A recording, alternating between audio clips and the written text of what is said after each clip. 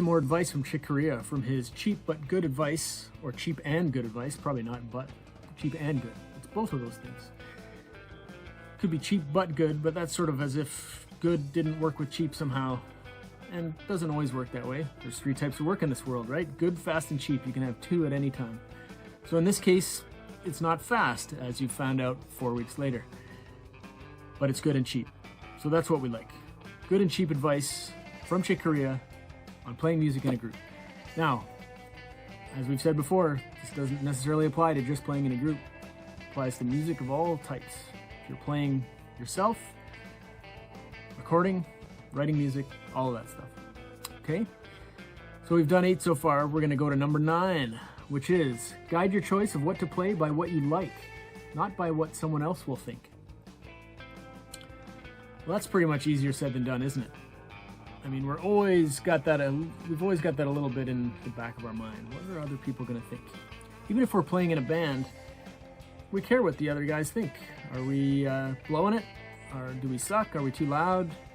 Those are all things that we actually kind of have to think about. And actually, if you think about all of the previous advice, it does involve thinking about what other people are going to think. So don't think of this as a hard and fast rule that you can't ever consider what other people think. It's important to do that. And even if we're doing it only for ourselves, even that statement has a sort of externality to it where we're almost standing outside of ourselves and looking at whether we like this or not. So that's always a feature in it. So with advice like this, sometimes it can be a little hyperbolic or absolute, where the world isn't those things. So we always think about what other people are going to think. We probably wouldn't record music otherwise. It's never 100% for us, and if it is, that's very rare.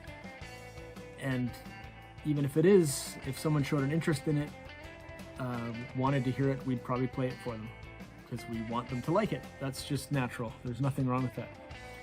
Okay, so however, it's easy to get too far into that, obviously. It's easy to do things only because other people will like them. It's easy to sort of cripple ourselves, in a sense, worrying about what other people are going to think. Oh, this isn't good enough.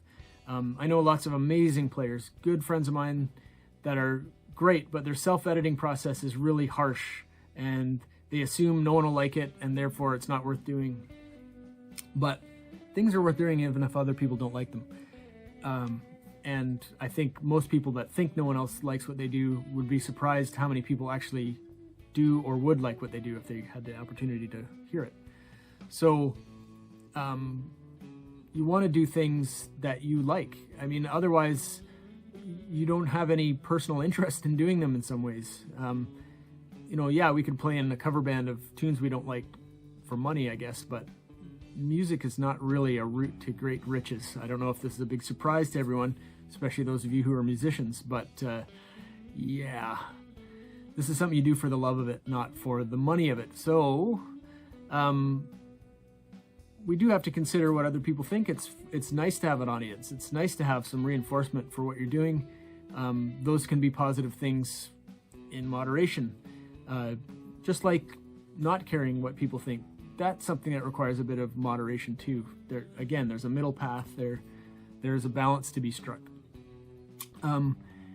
In terms of specifically what you're playing, the only way to be creative, really, I feel like, is to have your playing guided by what sounds good to you. That seems like a very basic principle in a way. You want to be a good player, not a bad player, at least in your own head. There's no absolute value for those things, but you want to do things that you feel are good playing, not things that are bad playing. And good and bad playing there's a lot of things within that mathematical set of what's good and bad, and there's obviously nothing absolute about either of those things. It's very subjective. Things are just what they are, and we decide to put labels on them, like good or bad. But we know what we're going for, in a sense, so the closer we get to what we're going for, we'll label that as good. And if we're not getting what we're going for, and it's not something we want to get, we'll label that bad. That way we don't have to be absolutist about it. But nonetheless, let your playing be guided by what you like. You know, if you enjoy playing this, then that is a good thing. You know, it's good for you. It'll make you want to play more. People will want to hear someone that enjoys playing what they're playing. It's what drives us in a sense. Getting close to being able to do what we like. That is what it's all about in some ways. So in a way, it's a bit of fairly pat advice. You know, do what you like. Yeah, of course. But I think a lot of us don't let ourselves do that. I think we cripple ourselves a little bit trying to do something that we think other people will approve of more. But you never have a chance to dig into your thing if you do that too much. And again, balance to be found. You know, there's value in having other people appreciate what you do. That drives us as well. You know, we can't ignore that fact. But at the same time, there's value in not worrying too much about that and letting yourself express yourself. And that's what we're after here, especially creatively. All right, let's look at number 10. And again, there's way more to that kind of thing. Any of these, if anything occurs to you, comment down below. We'll talk about it. That'd be fun. And you know, we could even make a video about it at some point later on, which would be super cool. Okay, so number 10. Use contrast and balance the elements. High, low, fast, slow, loud, soft, tense, relaxed, dense, sparse. We've been talking about this the whole time in a sense. Yin and yang, right? Note and silence, space and presence, having empty space and filling the space. Those are contrasts. Depending on your outlook on things, you can boil everything down to that kind of viewpoint in a way. Not where things are an absolute binary or, you know, it's this or that. Everything exists in some sort of proportion. You know, there's nothing that's all one thing or nothing that's all the other. There's always some relationship involved there.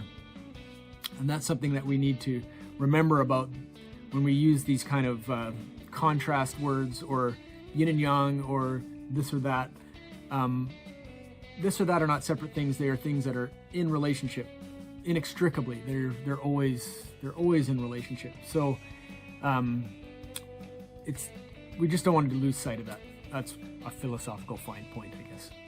But early Chinese natural philosophy, probably 2000 BC, they saw the whole universe in these terms of yin and yang. Yin and yang being sort of words that represent things in relationship. Yin and yang are not, some things are yin and some things are yang and nothing ever changes. It's about describing relationships in action. And we could go off an entire rabbit hole on that. But anyway, as Chick says, contrast, balance, right? For something to be balanced, it requires something on either end of the scales. It doesn't mean that things have to be in some sort of mathematical proportion necessarily. Just by the very fact that things exist, they're balanced in some ways, in lots of different ways that we could describe. But nonetheless, when we're playing music, it's an easiest way to guide ourselves. If we're playing a lot, let's back off for a minute. Let's, you know, if we're up high on the fretboard a lot, let's balance that off with some down. You know, those things can be little guidances for us that allow us to break habits, because sometimes I know on guitar it's easy to be in kind of one place that we're comfortable, and if we consciously are like, oh, I got to balance this out a little bit, we'll go somewhere else. You know, we can balance comfort with discomfort as well. Those are important things in music, tension and release, right? Weird chords with kind of obvious chords, all of those sorts of things. There's always some sort of relationship to be found there, and it's different for each of us. We'll find it in different ways. and it'll change as things change within the music, even in the moment. But the fact is, we need to train ourselves to recognize relationships like these, see what effects they have, see how we can play with those relationships to get certain results, or even just to observe them and see why certain results happen, right? Whether we're being aspirational with it or observational. Either way, it's about finding those contrasts. And in music, I mean, music itself is contrast in a funny way.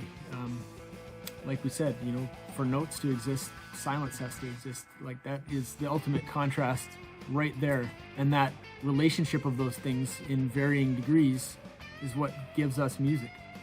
So Chick's saying some heavy things there, actually. He's drawing on deep, deep philosophical traditions, consciously or unconsciously, to bring you that little gem. And until next week, we'll see you back on Creative Waves with Pi Records on their fine YouTube channel. Like and subscribe, all the usual stuff. I'm Jason, and I'll see you later.